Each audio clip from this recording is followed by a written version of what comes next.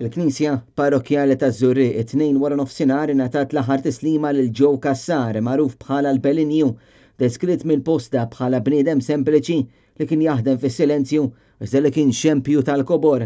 Joe Cassar li kien miż-Żurri kien jaħdem sew għall-lokalità u kien jaħdem ferm għall-festa ta' Santa Katarina fejn anki kien jaħdem in-nar.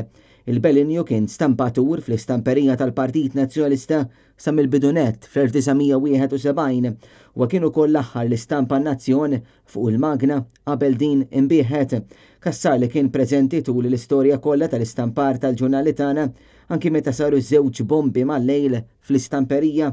Preżenti għal-funeral tiegħu kien hemm il-Viċi Kap tal-Partit Nazzjonalista Alex Kalaxxone, deputati nazzjonalisti u kif ukoll personalitajiet distinti oħra.